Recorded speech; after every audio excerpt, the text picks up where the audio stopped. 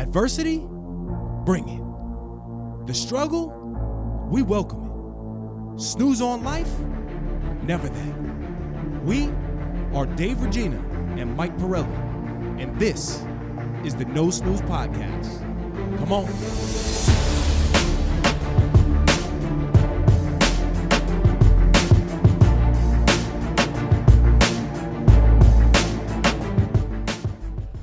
Welcome back, No Snooze Podcast, episode 133. As always, I'm in the booth, as Michael mimics my lips here, because it's the same opening every single time. But with the best three, Michael, the show Pirelli, Claudio, the voice Valenzuela, and I am Dave, rocking the 2X shirt today, the body, Regina. New nicknames, Dave Polka Dot Regina. You know, I almost did a fashion no-no. I had some Argyle. Give me your opinion. I had Argyle, you know, the Argyle print, which is like the diamonds. Is that right? Yeah, Argyle's. But yeah. Can you do Argyle and polka dots or no? No. All right, good. So it's a good I thing mean, didn't do from that. someone who wears furs, you could do whatever the hell you want. I think you can actually clash patterns now if it's intentional. Like if they're two very loud patterns, sometimes you can get away with it. Yes.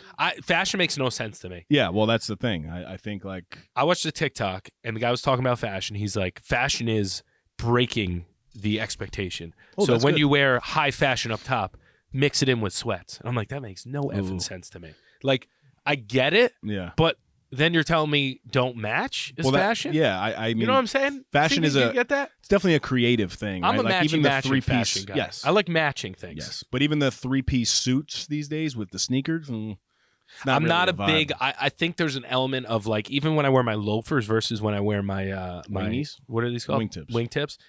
It gives you an element of professionalism that's like even with a nice jean, like you're rocking them now, it gives you a more of a I don't know personally. And then when you hear yourself walk, it means business. Oh, good transition. So speaking of walking, right? I know you're the walk king, but so this guy comes up to me in the gym. I've been seeing him for I want to say since the new year, and I think I've said this in the past, but now that I mean by the time this comes out, we'll be into February.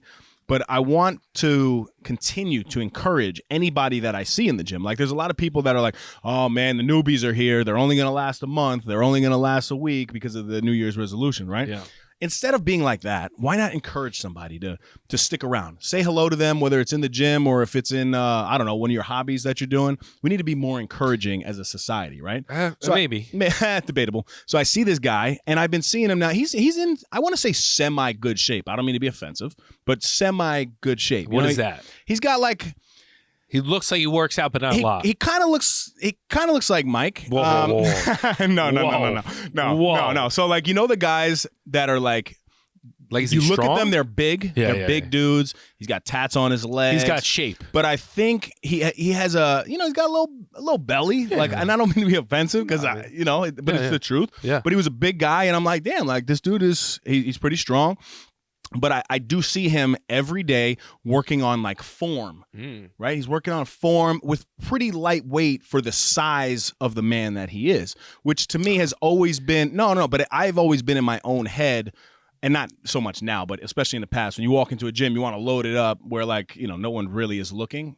Everyone's looking. They're kind of looking. When you put a box not of really. donuts Exactly. on the bar, people are But looking. so anyway, he comes up to me today. He says, yo, man, I just got to tell you, you are one of the hardest workers I've ever seen in the gym. Wait. Another guy approached you in the gym to give you a compliment. Yes. Maybe it's because I work at a home gym that no one Nobody comes comes up up to you. But Well, to date, I've never had someone compliment me. But Go the ahead. issue is, and I think the reason why is because people do see the level of output that I put, and I don't stop moving. So like I'm roping, I'm on the pull-up bar, Roping. Yeah, jump roping. No, I got it. Like I'm sweating all over the gym, so like if I use something, I have to really wipe it down. It's just nasty, you know. So I think that. But I saw him after I was leaving the sauna, and we've made eye contact a couple times. I just give him a nod head, head nod, not head. Do you love like the gym atmosphere? Yes, like 100%. You get me excited to try to rejoin a gym. It's respect. Like what? You do one of these. Like, What other environment do you have a group of individuals that share the same common interests around the same time as you of the day? Restaurant.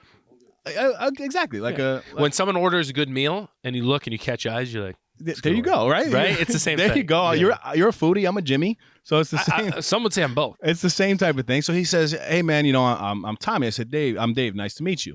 And he said, "Yo man, I just got to give you your respect. You work real hard. I love that." I said, "Yeah man, you too. I've been seeing you in the gym, pretty much every single day." And I said, "Feel free to join me anytime you want." And he goes, "Actually, I just learned how to walk again 9 months ago." Oh my God. And I'm like, "Holy shit!" And I say that, I'm like, "What do you mean?" He's like, "Yeah, one of my things now," he's like, "I'm back in the gym." He's like, "I'm putting, kind of baby weights on the bar, but I'm learning the fundamentals again." He's like, "I got an artificial spine, fell off my motorcycle. I literally couldn't walk 9 months ago." And in my head, like I just said out loud, right? I'm like, "Oh, he's in decent shit." Yeah. The fucking guy is a miracle. Yeah. And I'm over here, you know what I mean? That's the thing. You never can judge. You never It's so can typical. judge. But also, this man, I mean, the respect now that I have for this guy, and he's young. He's our age. They should give him something so people will see him and they're like inspired. Be like, But just no, learn how to walk he like a wristband. still looks that good though. Like Yeah, he looks incredible. good. It's incredible to. But I never would have. That like caught me by surprise. And he's like, "Yeah, people, they see me and they're like, 'Why aren't you doing 2-a-days? Why aren't you doing this?' And he's like, 'Motherfucker, I just learned how to walk again.'" And I'm like, "Wow, man, like, I get it. But if you still want to work out with me, let me know." Yeah. Still, if you can do a spot. Yes. And then I think I've shared this too. There's another gentleman in the gym. He's literally a paraplegic. He's I don't even think he's 30 years old. I've watched his routine, and not to like, I don't know, not to like do it in a bad way, but I was curious, like, does he get picked up because he has a walker and he literally can't lift one leg off, so he has to slide his feet. And he goes like all machines. around the gym. He literally like holds on to the bars, and the way that he maneuvers things is incredible. So one day I come out the same time as him and I watch him and I'm like, is he getting picked up? And no, he's just kind of like pulling himself. No, he gets in a car. He drives himself. He folds up his walker. It's incredible. Oh, to go home. Yeah, to go home. Yeah. But I'm thinking like, oh, he must have a ramp that comes out, and he's got a wheelchair to get. But every single day, this dude is in the gym. And I feel bad. He's actually one that I feel bad to go up and like ask his name because I don't want him to think that I'm doing it because he has a disability. Like a sympathy. Yeah. You know what I'm saying? That's the hard so part. all I do is I see him, I go like this, and I keep it moving. Yeah. And all I did, if you're not on YouTube, was put my hand to my chest as a level massive of pack respect. Cool stuff, though, man. The gym is that stuff is super inspiring. Every time you tell me a story like that, I always get guilty of when I complain or like I feel bad for myself. That's the hardest part about life is that in your little bubble, you always feel like, woe is me, even for a brief moment. And then you hear stuff like that and you're like, I am so soft.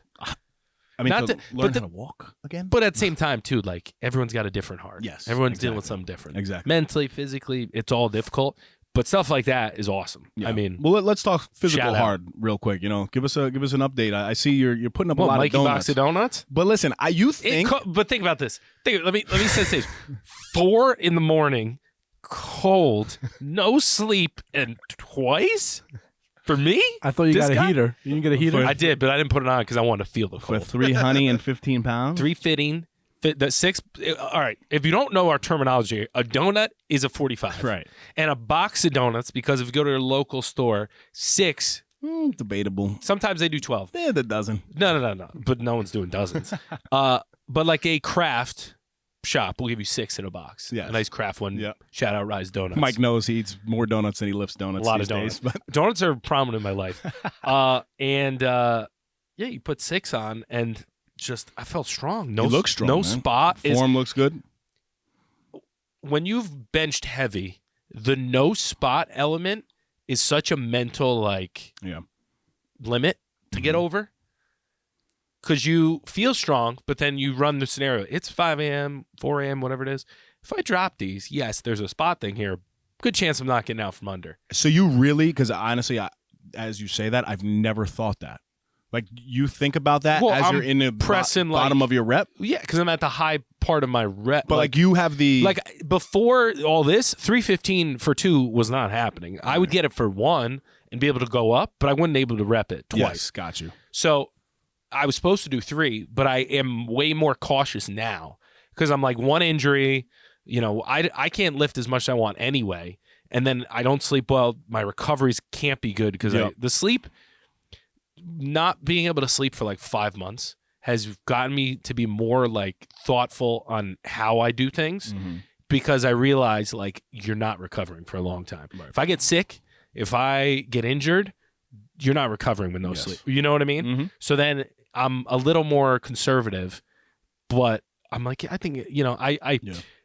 I'm doing a lot of reps, but now I'm getting into heavy mode and AC put me on a shorter rep range. But I do think about that. I'm like, all right, well, you could get 3, but I don't want to blow something Right, of out, or course. Yeah, No, and I'm smart. sure you do that. Smart You don't lifting go too. crazy. No, yeah, but I feel like I only try to pick up weight that I know that I can, really Well, I get knew by. I could get it for 1, but I'm Yes. like, I don't know about 2. No, 2, and it looked good. But you seem to think that I post after you. It always works that way. No, but I don't do that because I bench 2 and 3 times a week, right? So if you're working out, and you're posting, You work out that much? what? You work out that much? If you're posting, one bench workout on a Monday, and then like How good does it feel to put up a box though? put up a box, Box of a donuts. box of donuts, Six put up a box. 645s is a lot of weights. I guess I don't No? know. I don't think about it like that. But yeah, I mean, I've been You're I'm giving away your gift. I'm doing the a nice balance, man. Like I'm really trying to. I felt myself getting a little Thick. lethargic in my Okay. workouts, Okay.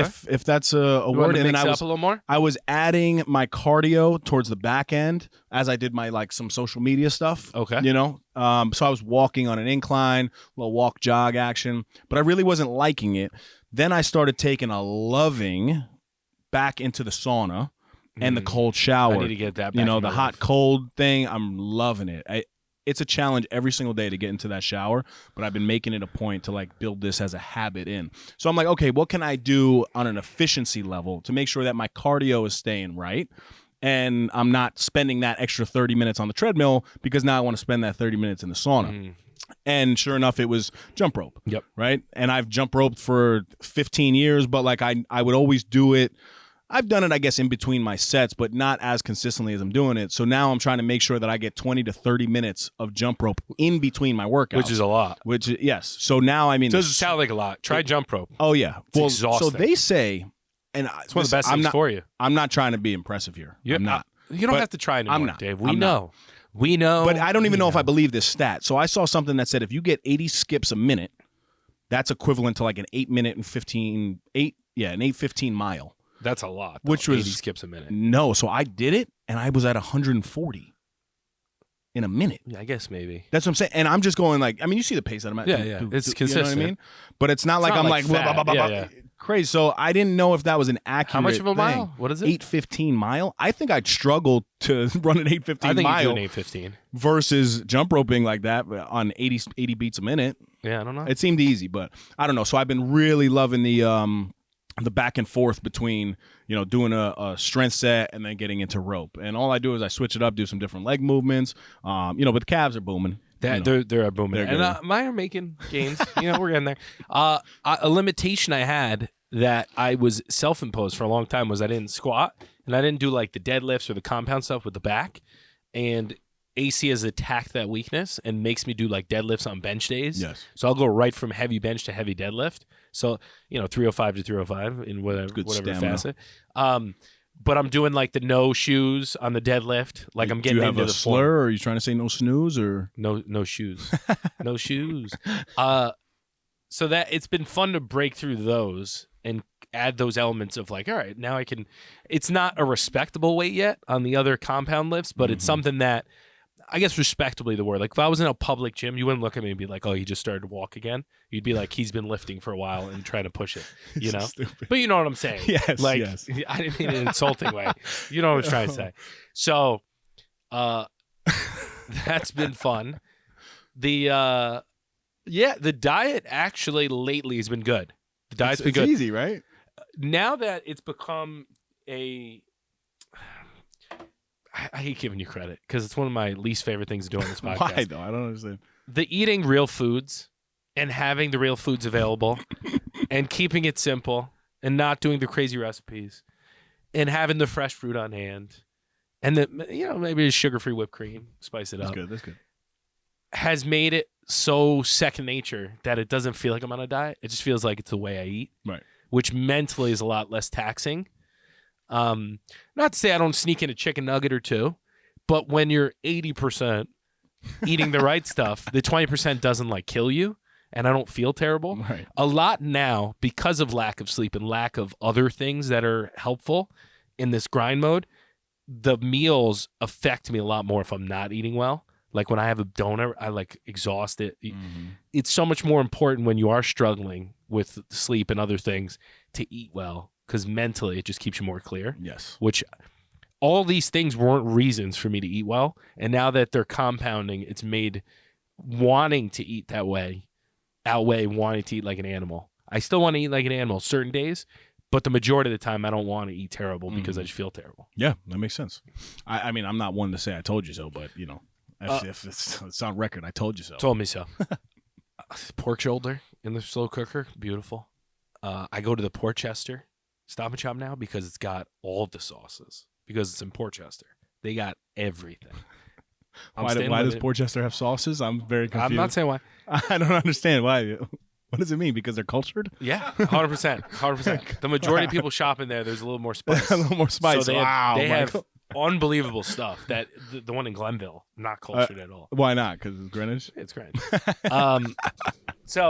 But chicken, either thighs or breasts, with sriracha, right? I don't even do the tons of spices for the Greek anymore because it's too much time. So just sriracha, bang, bang, bang. Yep. They have like some knockoff one in the Portchester one. It's awesome. It's way better. It tastes like a mix between hot sauce and sriracha. Wow, okay. It said sriracha hot sauce, and I'm like, ooh, amen. So we get pork, chicken, beef, ground beef, shaved turkey, or shaved steak, or just steak if it's on sale. Mm-hmm. And those are the three things. And then it's either rice or potatoes. I got my French fry cooker. French fry cutter. I just pops out my 5 to 6 ounces of potato, throw it in, bang, French fries. I'm dialed in on that front. Okay. If I can ever get a good night's sleep and have a little time to like feel good. I haven't felt good working out to go into a workout. To your credit, the times where I feel the worst, I try to work out. The night I didn't sleep, Monday, I was up at 2:30. I'm not going to bed. Nope. I'm going to work out because F you life. That's right. I'm going to put my foot in the ground and I'm going to hold that line. There you go. And it felt great. And I got a great workout. But in my head, I'm like, once I get back to like 70% feeling, I'm going to be an animal. You know? Yep. Do you ever feel that way when you have a rough week and you're like, if I'm doing these numbers, like feeling terrible, it's like if you play in a team and you just like are hurt and you're putting up numbers still, you're like, wait till I'm healthy. Yes. But the question is, are we ever going to be healthy? Maybe not. You will. We're over the hill. You will. But I love that you're dialed in, the consistency, the focus. I see it. It's tough. You're in. It's very tough. And I know you've been knocking Norgaine. Knocking Orgain, by the way. Shout out to the individual that just put a nice order in. And yes, we get a little commission off that. So CV. Oh, we get commission? You didn't know I love Orgain. CV, let them know where we get this protein at. We wanted to take a quick second to let you guys know that we partnered with our good friends over at Orgain.com. We're happy to offer our listeners 30% off by entering the code NOSNOOZE30. Again, that's NOSNOOZE30 for 30% off your first order. If you're on the market for a new protein powder, nutritional shake, protein bar, or Mike's favorite, collagen peptides, Orgain is your one-stop shop. As all of you know, my Crohn's disease is currently in remission, and the only protein I use is from Orgain. My personal favorites are the chocolate peanut butter and the vanilla bean. With the code, you can try a 2-pound tub for under $20. Talk about not snoozing. Go get yours today. Now, back to the Epi. So the topic of the day, Michael briefly mentioned limiting beliefs. But today we want to talk about breaking past your limited beliefs. I think this is something... beliefs, but also like actual like limitations. Limits. Right, like your self-imposed limitations. 100%. Though. Right. But I mean, to me, a self-imposed belief is really just a thought or opinion, right, which basically is put on yourself by you. I have to do the math. Does that make sense? When you do your equations in your head? So yeah, that made sense. It's subconsciously self-imposed beliefs. Right. But subconsciously, I think it's placed on ourselves because we tend to think things and then we make it our truth. And I think there's a really big thing going on where you have your truth and then you have the truth. And it's two completely different things, but we as human beings, we draw up our truth in a negative way the majority of the time. And I think it's a self-protective measure, if that makes sense. It makes sense. Right? Because I believe that smiling. I believe that these limits are, like we said, self-imposed, but they are there to protect us from a level of stress and a level of an uncomfortable situation. And that uncomfortable situation could be embarrassment, it could be fear, whatever it is. But I think it's a self-protective mechanism to basically keep us safe. Could that be like a lack of confidence in that moment? Absolutely. And I think it's imposed by other people too. You ultimately have the control of it. Yes. But I've been told a lot of times that I'm not handy by a lot of people because of the crap jobs I've done when I've tried to be handy. So that belief was reinforced by other people, and then I really drove it home with the hammer and nail. That's a good point, but I think You like that? unfortunately, A little crooked, CV, but crooked nonetheless. I think these beliefs they definitely have a negative impact versus a positive impact on our life, because they either stop or prevent us from moving in a direction that we've thought about one time or another progressing, but I think the belief in the limit actually stops us, which sucks. But what's an example? What's an example of a limiting belief? Or I'm not handy. I'm not is a huge one, right? Or I don't have enough time to do this. I can't do this because of XYZ. I'm too old to get back in shape. I did it when I was younger. I'm too young for this management opportunity. I can't learn a language. I can't learn a language. And then the next level is like you add on because, and that becomes the excuse on top of the limit. I can't do this because, or I am not because. And I think, like you were saying, they come from a plethora a history of places. History's a big one. Yes. Well, also, I mean, for me, if I think on my limiting beliefs, and I'll discuss one in a minute, I think it's our inability to have an open mind, our family beliefs growing up, our education in school. This guy's good. And then also our past experiences as a whole.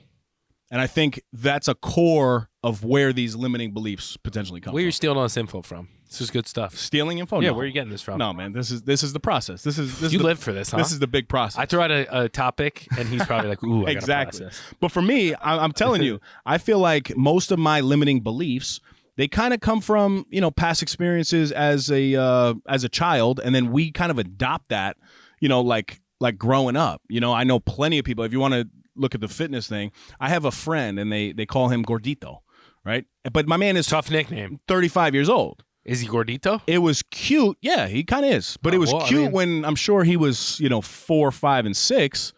But I think that's a tough, you've given this man his identity. Yeah. And now my man is still known as Gordito.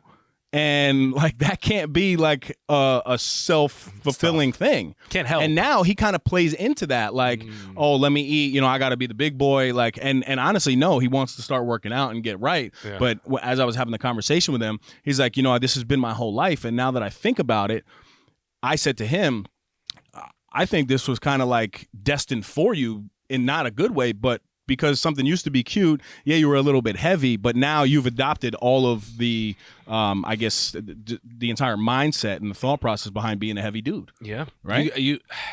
So I get it, because personality-wise, if you embrace things and kind of roll with it, it could be detrimental. Yes, 100%.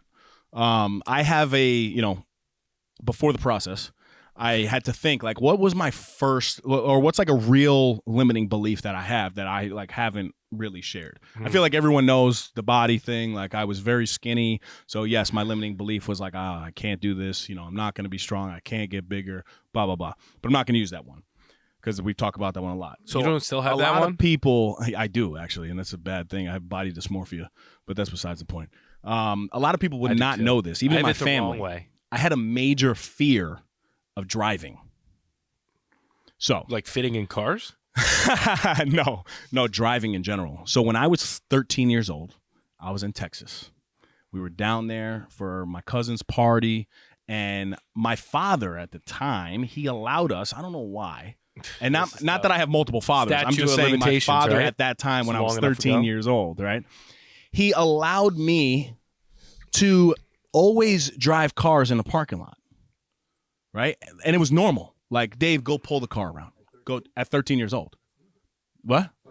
I guess. So CV says that's normal. Cool. I think so too. Like, I think I've seen a lot of.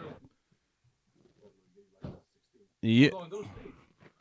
Is Texas one of those states All right, that Texas is not an alien state. No, dude. no, no, You but can't like drive down when you're south. 15. No, but down south they get their licenses at 15. So I don't know if maybe in No. Texas, No, the no, more no. rural the areas, Yeah. the lower the age. No, to get your I thought you were license. saying It's hard to get normal. around. I thought you were saying normal in a sense of.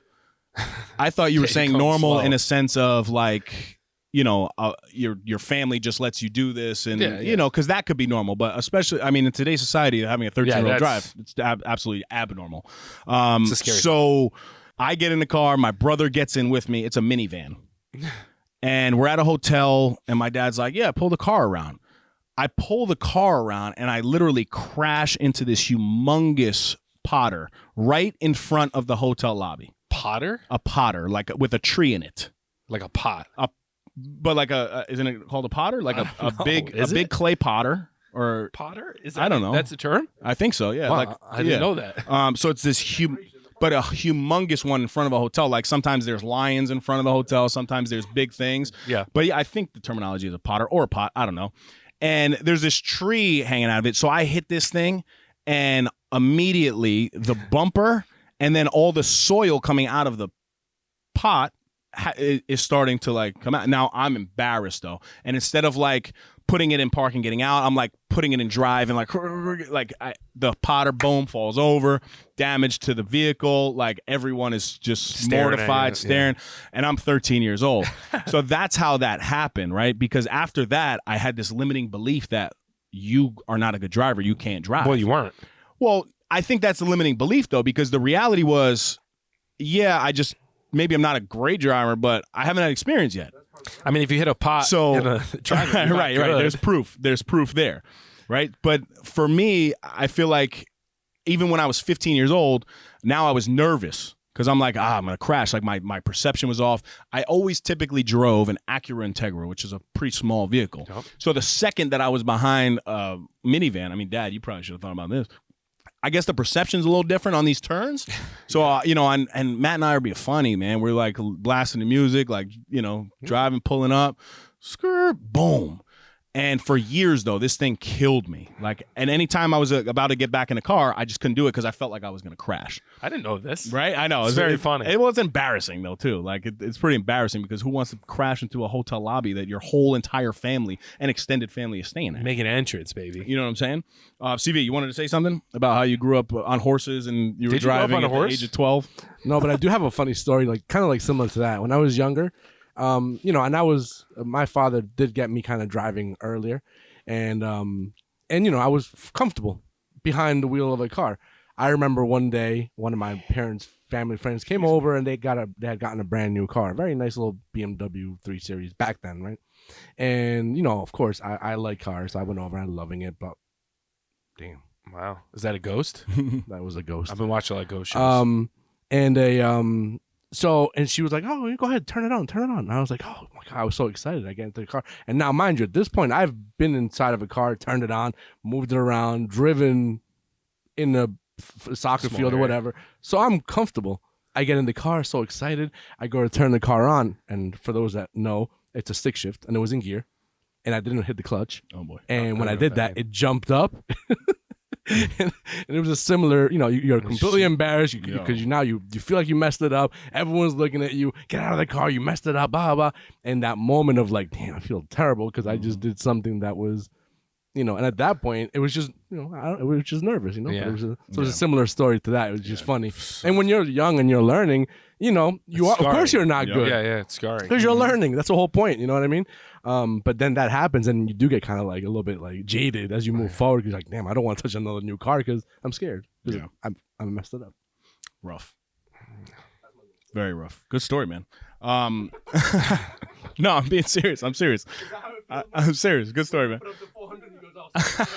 When he discredits you, it's the worst. Oh, good story. No, man. I think everybody that's a good story, but you didn't like. What he you didn't- doesn't talk you didn't about crash. is he lifted the minivan off of the pot. Right. after. Exactly. So I think the first thing though that has to happen in any sort of Well, limiting you don't want to hear scenario, my stupid one that I can yeah. join Oh, you go to? ahead. Go. Give me. Here's a dumb one that I'll throw in before like serious one. Mm-hmm. Pirellis, we don't skate because we got bad ankles. That was told to me from my father, my brother, as long as I can remember. Frank skated a little bit, But I was terrified of skating. Never went skating. If I did, it was briefly and I was terrible. And I just never liked it. I don't know if I didn't like it because I wasn't good at it. A lot of things I'm finding I didn't like because I wasn't good. Yeah. But later in life, I paid for it because Dana's whole family skates. And we went on that date.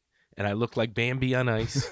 And everyone was making fun of me. Bambi on And in ice, my pretty head, funny. I'm like, is it worse to avoid it for as long as I did? And then as an adult, just eat shit every time I got to skate? So basically, though, your calves are small because your ankles are weak. Correct. So, maybe it's not maybe No, it's just a there joke, could be Mike. some truth to this stuff in general, but you could always do something. Like, Right. I could have gotten certain type of skates, My man, CB, the camera, bro. you know? That's right. Keep it on him. I Keep want it to see up, his baby. reaction. His reactions are almost better than my I know. I see him looking at. But anyway, tell me a process to see how I skate. So let me give you a process, man. So the first thing, honestly, is an awareness and a recognition to the actual belief. I think for a lot of us, we don't know where the belief really originated or why. One thing that I think I left off is actually culturally. I've spoken to a lot of people. And even in our families, right? You have old school Italians that culturally, you're supposed to settle down and get married to the same culture and the same, individual who looks just like you. But nowadays, that's just not the case. And I think that's an example of a, self-imposed belief or something that has come from outside culture that now becomes self-imposed by you, right? So once you have that awareness and recognition, It must I think help. you have to. Sorry to interrupt. It must help knowing where it comes from because then you can discredit it. Well, that's the point. Right? So A lot that's of why in step one of the process, Oh, it's sorry. awareness and to recognize where it actually came from, Yeah. right?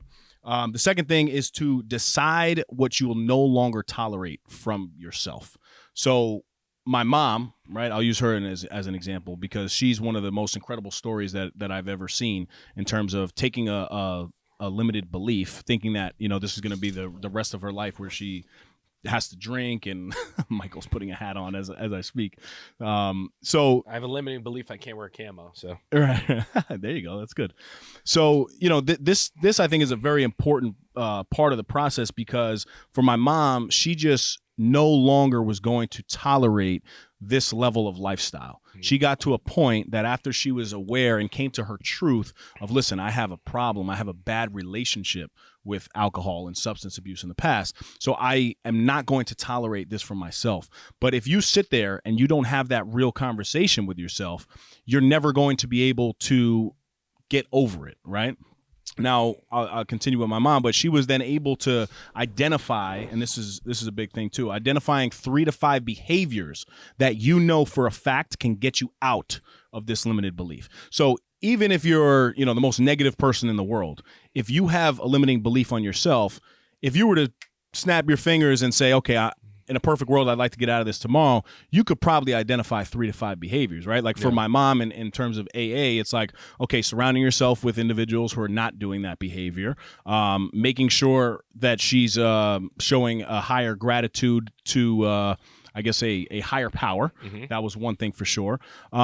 When somebody is drinking around her, removing yourself from that scenario, right? So there's things that trigger these beliefs, but if you just stay in that mix versus deciding intentionally to get away from them, that's how you really need to get away, right? you stack the deck in your favor. Exactly. And then the final thing is really practicing your way through. Now, I think this is a big misconception because we all believe that, oh yeah, well, I'm just going to change my mindset and it's going to happen tomorrow. No, the way to really get through that negative belief and that limited thought is to practice your way through it. Get real familiar. Physically doing the things that that you have to do over and over again. You shouldn't put any set time limit on getting through something. Really, it needs to become a habit. So you can't really get over it until you've built it into a system in your life. Does that make sense? Yeah. So to fit my bigger example into your process so far, I had this I'm not handy belief. It was reinforced by messing up some projects when I was on a time crunch with the incorrect tools and no patience. So I was aware that I think I approached it wrong and I didn't give myself enough time to get familiar and practice it. before trying to pull the trigger and do something big, Right. Well, that's good. right? Yes. Like looking back, I was like, every time I failed at these projects because I rushed, I didn't have the right tool. Mm-hmm. Like I'm finding in life in general, having the right tool is almost as important as the right knowledge. Yes. They go hand in hand, but like if you try to do something with an incorrect tool, you could look like a jerk and it come out wrong, but you didn't give yourself a good chance. Right. Like your mom saying, if you what you're saying about your mom, if she didn't put herself in the right atmosphere, Mm-hmm. Can't judge a fish by how it flies. How do you guys feel favorite about time. approaching that same task with the wrong tool Yeah. as kind of a metaphor to face adversity? Yeah, I mean, different type of tools, right? Like a physical tool, then you could be like, Well, all right, yeah, I'm well, a talking- mental tool, anything, right? So say I approached my diet when I did the 10% challenge, and I approached it with the tool of like, I'm gonna go with these crazy ingredients. I suck at cooking rice, so I just can't cook rice. I can't, it's too much stress. Then when I'm like, let me just get a slow cooker and a rice cooker, and then all of a sudden those limits of like, I can't food prep. Remember that? Yeah. Oh, I don't meal prep. I don't have time. I don't meal prep. It's because I was approaching it the wrong way. But also, you can't be in my position, right? So I knew, and not to say again, I told you so, but I knew that you would get there. But you have to get there on your own. Like you can't. If I'm just in your ear telling you, yeah. You know how many times we told my mom to stop drinking? Yeah. You know how many times we knew that she had a problem before she admitted that she had a problem? Yeah. You have to come to, and I think this goes to CV's point, you have to come to, because he said before, when I crashed the car, it's like part of the process, the realization. experience. You do have to come to that awareness and that realization yourself. That's the first thing. You'll never get over that limited thought if you can't get there yourself. Right. And you have to be truthful. And it's the honest conversations, I think, that we have with ourselves. And not that there's not some truth to it. You know what I mean? Yeah, you might be a little bit older and yeah, you were in shape, but now your time is limited and you got kids and, you're in a stagnant marriage and, you're eating terrible because it makes you feel good. That's fine. There's some truth to it. But like, are you going to stay there or are you going to work through it? An important thing I found for me is when I have these beliefs or like limitations I impose on myself, like not only acknowledging it, but acknowledging why if I break through it, it would help me. Right. That's good. Like the diet stuff, the lifestyle eating, like just healthful. Like I want to feel better. Like I want to be able to play basketball and not be gassed. Yes. Because I eat like terribly. Yep. Or, if I figure this out, then it'll give me more time with the kids. The handy thing, the real realization I came to is like the fact that I can't fix something in our house if there's a snowstorm or if parents are away is embarrassing. Like not to have a no offense. You're talking to the wrong guy over here. In my industry, not to have a general I can know stuff but not be able to do it. I preach all the time. You want to learn something, go on YouTube. So like me and Dana were talking shit back and forth. I was saying how like, oh, well, you're going to start working out this year and cooking. And like, she's like, yeah, I'm going to start cooking. I'm like, just follow a recipe. And then I felt myself being like, then why aren't you doing projects? Like just follow a recipe, go on YouTube. Like I was saying it to her, but then realizing what a hypocrite I was. And then she called me out and she's like, well, go on YouTube, figure out how to do it. Smart. And she really wants me to become handy because all these like little projects that cost time, money, but if I can do them slowly and like just take my time, I don't care if they're done in a month or 4 months. As long as they get done right and well, like that's the main thing. So I just had this like come to Jesus where I'm like, if I'm going to have real estate in my life and I want these projects to be done, but I don't want to pay a ton and like it will help me talk with the client about their project and, learn. And it gives me another element, a piece of the puzzle that I've told everyone, I wish I knew this piece and knew more about this piece. But haven't listened to myself this whole time because in my head, I'm not handy. I say it to clients all the time. Yeah, I don't know if you are, but I'm not, like it's a joke. Yep. And then I realize like I'm making fun of myself, but I'm making it worse because every time I say that, it's a vote against me becoming handy. So then in my head, I'm like, well, I can learn it. Once you realize you can learn anything with enough time and tools, maybe you can't get into the NBA, but that's not a skill. You can become an elite jump shooter. Right? Yes. Like I don't think I'll ever run a construction company, but I can become very handy and knowledgeable and be able to fix something if Dana needs, the kids need. Like I had a lot of conversations where I was talking to someone like, yeah, I call my parents when I need something. And then I had this flash forward of like, if they called me, I'm like, I don't like, I'll send someone. I don't know. I don't know. It You was have to want to though. It You have never to want mattered that, to me in the past enough Where now it was such a detriment. It was such a weakness, like my calves. It was so felt that I'm like, I have to do something because I can't do this anymore. Yeah, I hear you. I have now in 2023, as I was thinking about this, I have a limiting belief that's on me currently, and I think there is some truth to it. But I'll share. Guess? We'll Can try I to guess? go. Can I guess? Yes, and it has nothing to do with physical. Give me a clue. Absolutely nothing. Give me a clue. I like this. I want to see Financial. if you jump in it. Financial. Ooh. I can't buy another property. Pretty much. Now, really what it is, bingo. But Bingo. it's not, this is the belief that I have. It's not a good time to make a large investment, right? So here I am, 2023. I have equity in properties, 2 specific properties. One is a multifamily, one is a single family home. Rates as we know it are not great. For example, I was able to close on one house 3.6%. Back in 2016, my rate was, I believe, 6%. But that was on a multifamily investment, so those are always a little bit different. So there's equity available.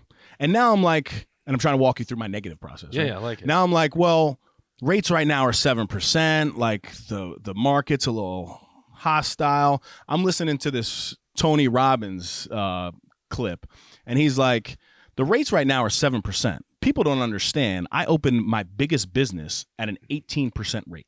Yeah. He said if people saw an 18% rate nowadays, we would have a heart attack, which is true. But he's like, and all the same things that we obviously preach and we practice in our own lives.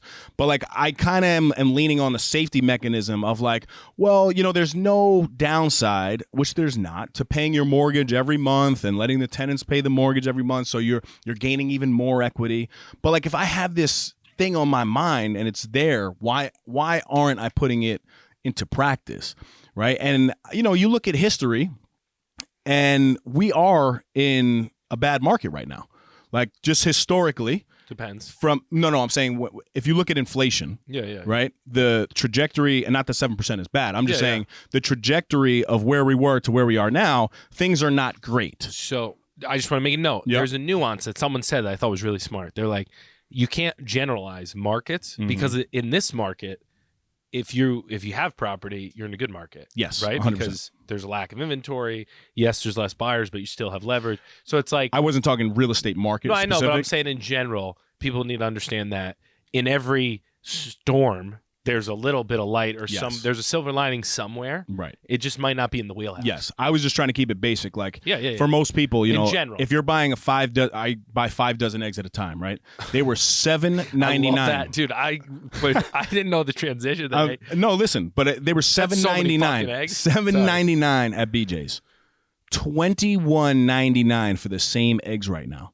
Each egg. No, not each egg, but for the 5 dozen. So dozen. That right there, that level of inflation, if you look back historically, you're in a bad spot, right? I believe that the market is not going to be great. That same type of market is not going to be great for another 3 years. This is not financial advice. I got a theory, but I'm just saying, this is my personal, based off of what I've read historically. Yeah. Right. So if I believe that, I'm like, well, now's maybe not a good time to invest, blah, blah, blah. And I keep drawing up these scenarios as to why I'm not pulling the plug on something that I feel like I should be doing. Pulling the trigger. Pulling the plug would be killing. Yeah, pulling the plug is not a good thing. But I feel like I need to go through my own process here, like find where that lie is, the awareness and the recognition of it. Yeah. Right. And really, I think that's been developed because people are in my ear. Like people have said, oh, well, and even from past experience, if I closed on a house that was 3.6% and now it's 7%, that's why I'm not doing it, right? So that's an excuse as to why I'm not. I found with real estate in general, it's very hard to get over everyone else's beliefs about what you should do because it's not common to own 3 properties, right? The majority of people own 1, if that. Mm-hmm. So you're talking to people, they're not wrong, but they're also not in a position where they can give that advice. Right. And even if they can, they don't know all your details. Right. So it's really hard I see it too, because like I talk about my grandiose plans and people look at me like I have 5 heads. We've talked about this. It's very discouraging you're so clear in your head. Like you're probably in your head, you're like, I'm going to do this. This is a great idea. And then someone, no, it makes no sense. Or, the rates are so high. And you get like 4 different reasons that you've thought about but weren't deal breakers. Right. But because they get reinforced to you, the negatives, then you start to rethink your whole strategy, which isn't a bad thing because you should be pretty like steadfast in your approach. But it's hard because the more people you bounce it off of, you're asking their opinion. But then if you're asking their opinion, you have to take it into account, right? Because you're asking for it. If it's unsolicited, that's different. If someone just comes up to you and starts spewing stuff, it's like, well, I didn't ask, so it's going out the ear.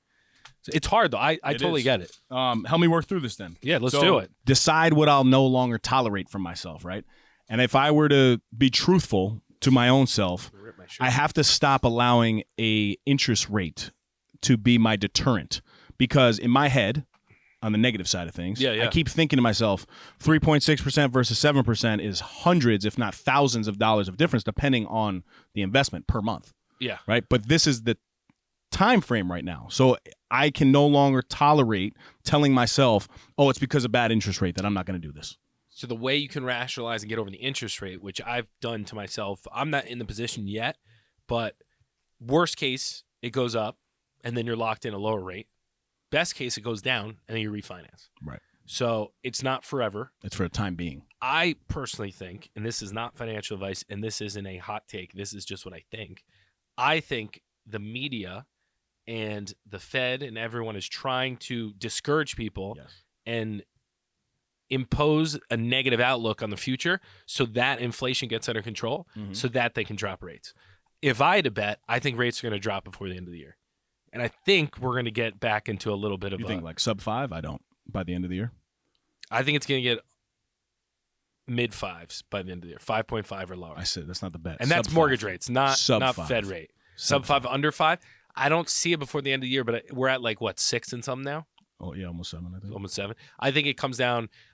This is what I think is going to happen. I think they're going to get under control. Spring's going to come around. It's warmer weather. COVID's going to be a little less worry. People are going to start getting optimistic again, and then I think, at least for Greenwich, because there's no inventory, I think we might have a little bit of a run again. That's my guess. I hope whatever it is, that it's stable enough where people don't get destroyed, because nothing's worse than hearing about someone losing a house or not being able to afford something. But for you, for me, for whoever's going to get into the markets, I think as long as you think in a longer term timeline, you can figure out how to make a higher rate work. You just have to adjust the other elements. Right. Nothing in your purchase has to be fixed. Maybe you can't afford as much, but if you're buying something less, you might be able to make the same return or more because you're putting less money down possibly. Right. So you can just move. There's so many levers you can move to make it work, which is what I like. Because in the end of the day, real estate's finance. You can have 2 properties and one investor can make a killing because of the way it's financed, and the other could lose their shirt. Give me 3 to 5 behaviors that I know can work me in the opposite direction of this belief. One is saving enough cash so that your buying power is not as affected by the higher rate. It is like double, so you're not going to be able to save double, but maybe you save extra, so then you feel a little like you can put a little more down, maybe work the rate down buy the rate down a little bit. Save cash. Expand your horizon of what you're going to buy. So you might want to buy something, in a different market, a condo, something that... I need a building. All right, so if you want a building, then the question becomes, all right, are you going to be buying a building, locally? If you're buying it locally, is there someone that wants to do seller financing? So the way to get around a high rate is you get the seller to... hold the note, right, and basically be your bank. And I think so. So you have someone that can buy cash for you, right? When I think of the behaviors, I think immediately is like looking at because it's something I have not done, and I've been intentionally not doing it, but literally every day looking at the inventory that comes online. Yeah. That's a very simple behavior, that just the action of like looking at the inventory, jotting it down for the day, looking at the inventory, jotting it down. Are you going to see them at all?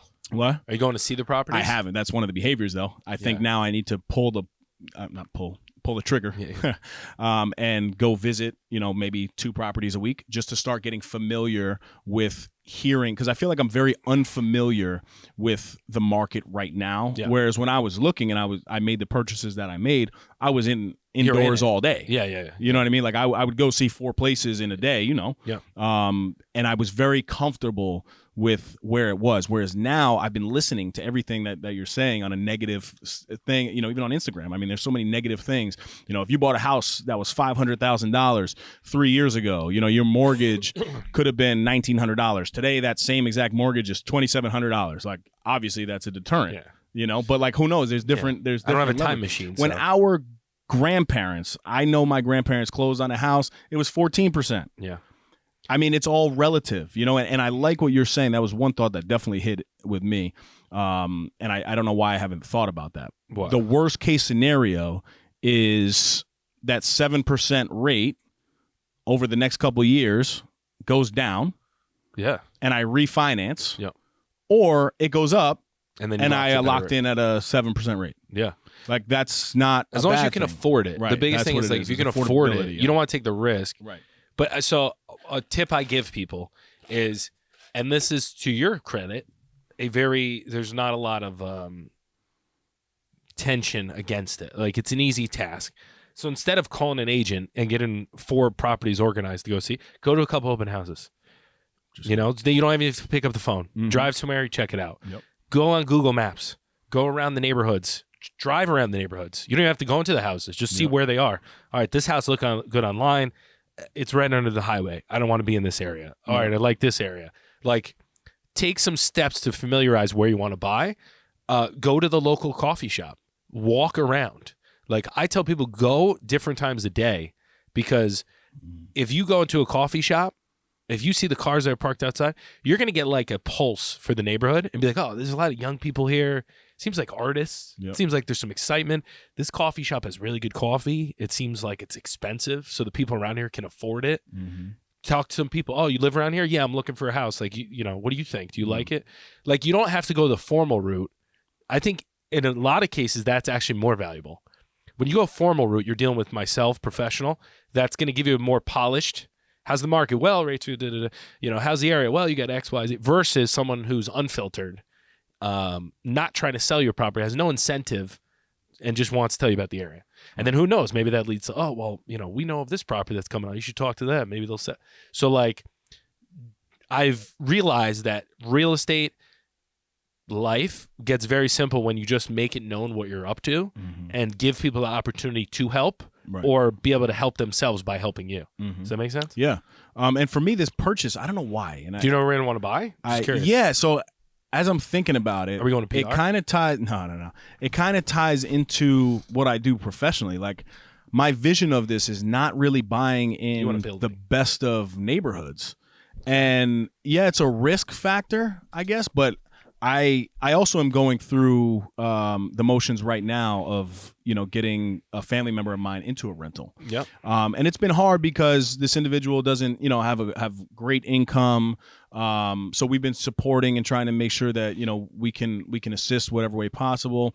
Credit, not the best but decent. But like, I'm thinking that I want to give individuals an opportunity to make more of their lives. And I'm not looking at it as a immediate financial play for me. Obviously, long term, I want generational wealth for my daughter to be able to take part in something and not really have to worry about money. That's definitely long term. But in the immediate, I see myself being an outlet for maybe families who have been struggling and nobody's really taking a risk on them. Mm-hmm. And then being somebody that they can rent for from 5 years, build their credit up. Now I can write them a nice reference letter and they can, move on and go buy their first property. Yeah. It's kind of like it's a deeper calling that's attached to this building vision. And it's complementary to what you do because you have a hand in the community. So I don't know if you'd be buying in your local community, but it would make sense. Right.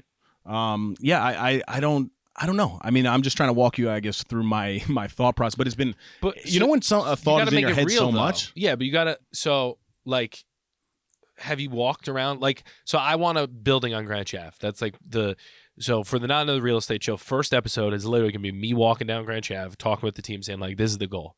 And like, I think that first step of just making it known and looking at the buildings and be like, I don't like that one. Like, I think I want something more like this. All right, let me look at the numbers on this. I can't afford it now, but like, let me just look at it and see if like what it would actually take, or is it make sense? Yeah. Is it, just like going through that exercise might lead you to an actual opportunity, might lead you to a contact for the opportunity. Well, I have this building I'm going to sell, but I also have one that's half, and maybe it's not on Grand Ave, it's just off. Right. So then you start thinking like, well, I don't really care if it's right on. Like, I just want access to everything. So I haven't done that, but for me, the big step is right here, right now. The process. Me putting this public. No, I mean, not so much public. That's pretty public. We got listeners in 58 states. Not even that. not even that. But I'm saying, like, for me to really put it out, and not to other people. I'm just saying, put it out to talk to people, talk to my friends about. I mean, this we stuff. have an amazing community. I would guess. They're gonna fund it. No, listen. I would guess fund my limiting belief. There's someone out there that might have a connection to someone who owns a building. Chances are, probably. Now, is that person ready to sell? Probably not. But that person, what I found in the commercial world is all the building owners know the other building owners because they're complementary.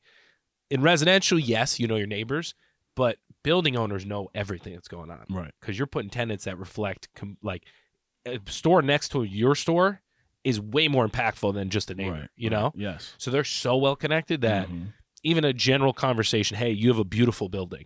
I look forward to like owning one like this in the future. You seem very successful. Can I just ask you, as someone who's trying to break the ice, like, did you start at buying a building? Or did you buy a small unit first? Like, where'd you start? Right. And people love to tell you like how they made it.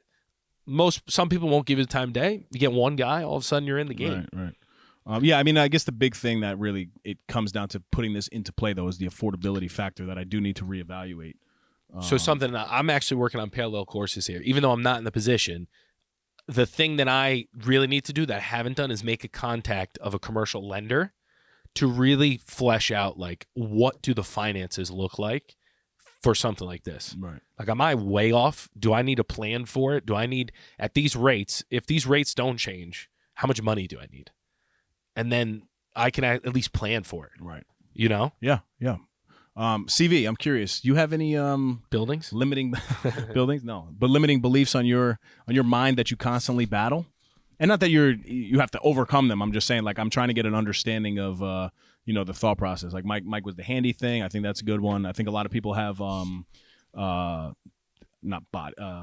know. I guess it's something to do with working out, some sort of limiting belief. So I'm curious to hear yours. So I think it's weird because I don't have like a one that I'm thinking of right now, other than maybe like the obvious of like the working out, getting that right, which I'm still working on that. But I do have a knack for when I perceive that there could be something that's going to limit me, I limit myself by just not worrying about it. So by like avoiding it, right? So same boat, dude. So it's very I don't feel it on a day to day. But I can tell when I'm like, it's not for me. I'm not interested in that right now. I don't want that right now. And that's kind of like my self-defense mechanism to not get, to go down that rabbit hole of then, well, what is the real reason you don't want to do X, Y, or Z? Well, it's because I'm not confident in this, or because I don't like that uncomfortable feeling of this approach, or whatever it is. So it's not to give you one specific answer, but I think it's that. I think I have a tendency to do that, which kind of umbrellas over the entire topic, because I kind of shut it down before it's even like relevant in my forefront. That's a good one. You know when I've done that specifically so you're talking about, I guess, just avoidance, right? And intentional avoidance is when I've been in some credit card debt. I haven't. You just don't look. My whole life, I've done that. I haven't been in massive debt. I mean, if you look at, of course, with my real estate stuff, the number is large. But in terms of credit card debt, I remember being, I want to say like maybe 10,000 in credit card debt, which is, in the grand scheme of things, not huge, but for the money I was making, it's not very good. It's significant. At the teetering point where it accelerates. Correct. And then also you look at the interest rates, right? The APRs on these credit cards, 24.99%, 20%. So like when you're putting on new debt every month, you're looking at like $100 to $150 of like an interest rate. And this is where people get murdered. Yeah. You know, because not only are you living outside of your means, but now you're taking on interest rates of $150 a month. Yeah. So I remember doing exactly that and just avoiding it completely. Like, I'm going to look once a month. I'm going to make more than the minimum payment. But in reality, I was only making like a $300 payment. So 150 is going towards interest and 150 going toward the principal. So you get in the rabbit hole. So then I had to, and I didn't have this approach in front of me. I wish I did. But when it was time to really settle down and buy a house, the first thing that I had to do was I had to start looking at it a lot more every day. The first thing was all right, stop using the credit card. Yeah. Second thing was now I look at it every day to familiarize myself. Now I have to make a spreadsheet and get my finances in order. And if I do the snowball method, which is a very good method for tackling debt, that's how I was able to do it. Is snowball the highest interest rate first? It can be both. You can reverse snowball because or like not. a cliff or something, right? Basically, what it is. No. Basically, what it is you do the highest first. Yes, or the you most snowball. It depends. You can reverse snowball. Right? Is snowball? You can reverse snowball and snowball. Lowest to high, highest to low. You basically minimum payment on every other credit card, and you hammer one. See, I like the lowest lowest to high because I'm a firm believer in getting the early win, like you talk about. Mm-hmm. Whereas if you're knocking out the high one, right, you don't get that satisfaction. I took one out. Right. Versus even if you take a small one out. Yes. Well, so I just did the snowball with my mom over a year ago, and we basically knocked down the low, not with interest, but it was the balance. So the credit card with the lowest balance.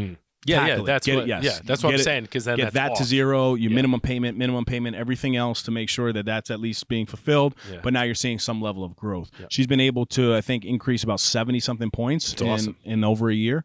So it's been really good. So but I've been guilty of when I started the real estate company and all the fees were hitting, and just the sheer amount of checks coming out of the bank account. Yes. I literally was like, I'll look at that next month. Yeah. I know it's not good, but I cannot. I know it's not good, but I cannot look at it right now. Yeah. And then when I looked at it, I'm like, Jesus Christ. Where in my head, I'm like, I should have just done this a month ago, because then maybe I would have took a couple extra steps to get ahead of it. Yes. But the whole your mental tries to protect you as much as it does. And you have to not, because it just makes it worse. When you don't look at stuff. I mean, we're all guilty of it. There's certain things I'm like, I'm not looking at it. I'll figure it out later, whatever it is. And then when you get there later, you're like, damn. Yeah. And there is a time frame I think you have to do that, right? If you lost your job or something, you might have to force yourself to make sure you stay limited in those specific beliefs. Yeah, there's times. Right. And phases. I don't think you should just go tackle all of your limiting beliefs at one, because one might play into the other. But no, very good point with that one, CV. So just a note about the limits is I've thought about this a lot. We are trying to grow in all facets, right? Which comes with growing pains. And my chest pains. Right? The growing pains. Every new tier you get to, there's going to be another limit that you didn't even realize was going to be in play. But then when you get there, for example, buying a property or selling a property. Mm-hmm. Every time I sell something and I break one of the limits, then there's the new one, right? It's all right, you sold $1 million property. Can you do it too? I don't know. Do you know enough? Are you good enough? All the doubts come back at another level. So you kind of recalibrate, and then you're forced to every time break through it. The good thing is once you get up a couple tiers, you can look back and say, well, I didn't even think I'd get this far. So why not? What? I think it's the same process. It's just different elements and different strategy and knowledge. And so a lot of stuff for me has been my hardest limits that I've had a hard time breaking was when I failed the first time, and maybe even a second time. And then when I come back the third time, my strategy is you got to kind of blow past it. So I was doing classes for commercial, and I kept getting to this third class and this third module, which was tons of math and just so much effort. So in my head, I was like, all right, well, if I'm going to stick through this and do this again, I need to get through these modules the same day, because I can't get stuck in the middle and quit again. So I got to just push through it. I like that hack. So that's one. Lifting, basically I made a non-negotiable, I have to squat. No matter what I do that day, if it's a leg day, you squat. Because I would avoid it. I'd say, well, I'm not strong. It's just what's one day. I'm weak anyway. So now it's no matter if I don't do any other leg stuff, I'm squatting heavy. And you can't get around it. And if you get around it, you failed. So like, I think for people and myself, for me, attacking the weakness and the limit and trying to blow past it so there's no debate is kind of like the most, the thing that sticks with me to break through it. So like, It's hard though. it's hard, but like the being handy thing, I'm like, all right, well, if I'm going to attack this, like I need to take it from the approach of I'm going to blow past this. So I'm going to build a fucking fence. Can you build me a building? Maybe in the future. But you know what I'm saying? Like if I was like, oh, well, I'm just going to make like a stool. Like there's no debate. Like handy, you made a stool, right? Like Sounds pretty handy but, to me. but you know what I mean? Like it would be cool. Like if I switched a cabinet, like built a fence that every time people come to the house, and in my head, I'm like, it's going to create positive reinforcement that I am handy. Yes. Because every time you come to my bar, you're going to see that effing fence. And guess what I'm going to tell you? I built that. I built that. So Do you like that? let me approach? give you a little fuel for this fence, though. Oh, God. So I'm building that table, too. Karina's Remember I talked about grandfather, the table? Hector. I'm building it. You remember the old residence we used to live in Hastings. Yes. It had a huge One of my fence. favorites. It had a huge fence. Very fun house. Rough nights for Uncle Yes, Mike in that yes. house. But it had a huge fence. 26 panels, fence. 8 feet by 6 feet. This, so he's 85 now, so he was like 78 years old. This man dug every single hole, carried every single, what's it called, TB? Like Post. not post, Post. and Cement. and the 6x8 fence. Yep. Yep. Like had a little The contraption. Yes, panels. Had a little contraption. This man did this entire thing by himself. The cement bag, I mean, from start to finish, 26 panels of a fence on a slope at 78 years old. So if you can't build this fence, you're pretty bad.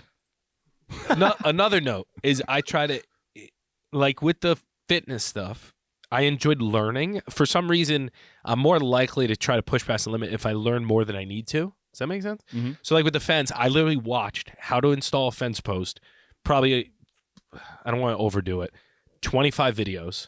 I rewatched maybe 3 or 4. I researched the fence company that I'm going to buy all the panels from. I measured it all out. My man did 3 to 5 behaviors. You see, you're the big process and put it into play. But the big thing for me that I am learning as I get older is 10 pages a day. I said, all right, well, I'm going to go to Home Depot. And why does everyone get pissed off at Home Depot? Because you always got to go back. So I said, all right, well, I'm going to get 2 things. I'm going to get steaks and I'm going to get mason wire. Steaks is like the Steaks. thing you hit it. Not those type of steaks. Filet fat ass. mignons at Home Depot, bro. Filets. So I was like, all right, I'm going to get those 2 things and I'm just going to stake it out. I'm just going to measure it. I can hammer a stake into the ground and make sure it's square. Like, that's my goal.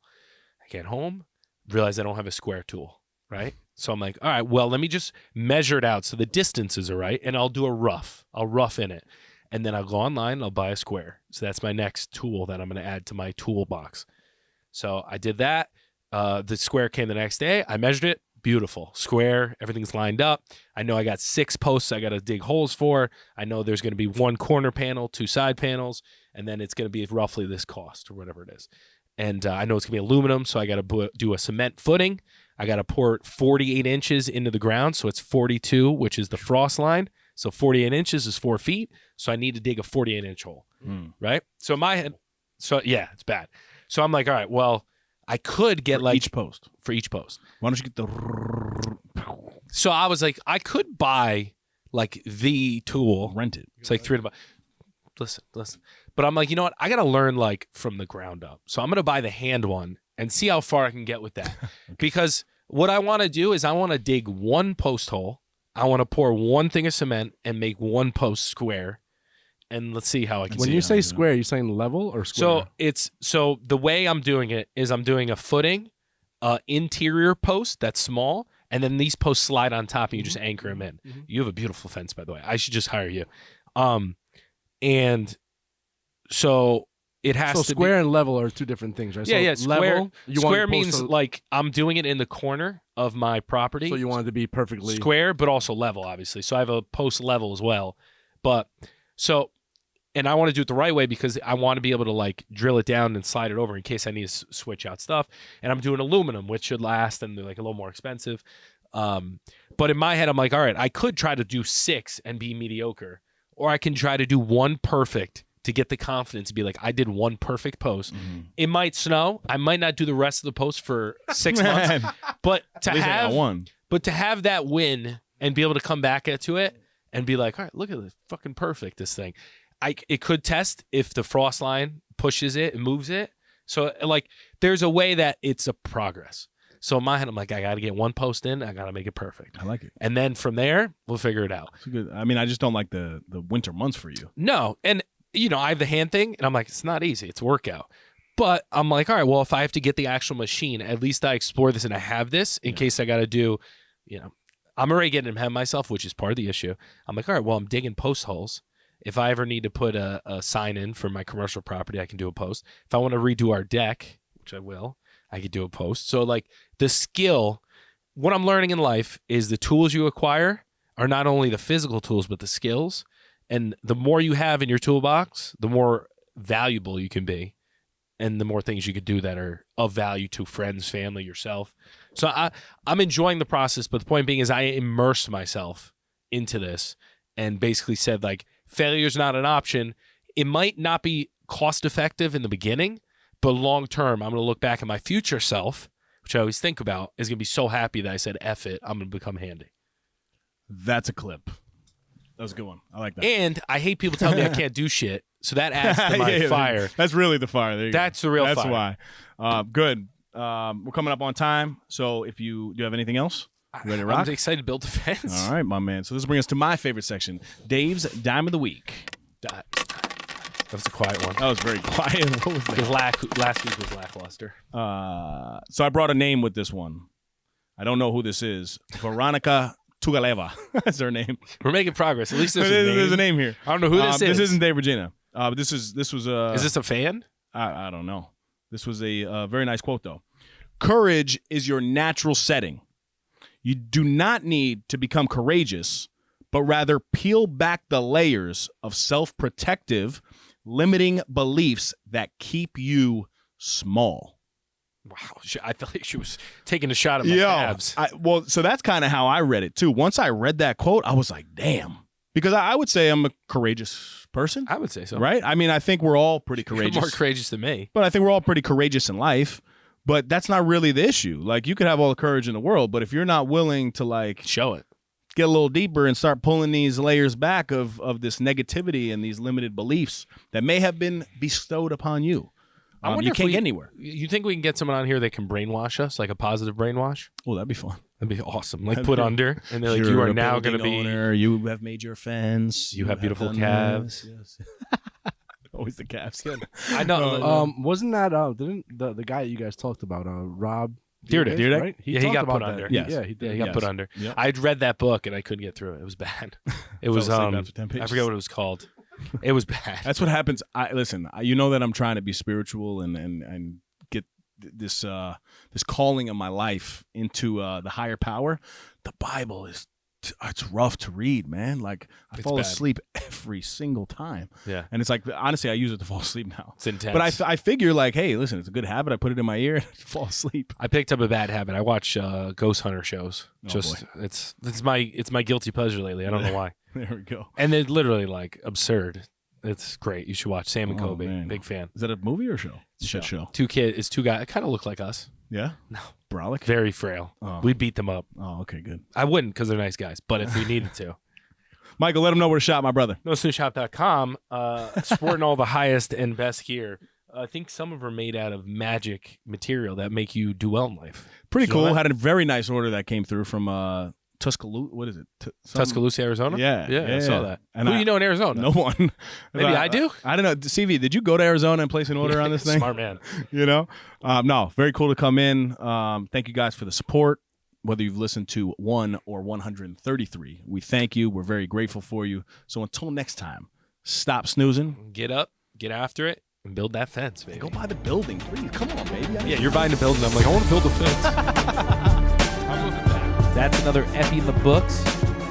Go follow us on Instagram and Facebook at No Snooze Podcast. Subscribe to our YouTube channel, No Snooze.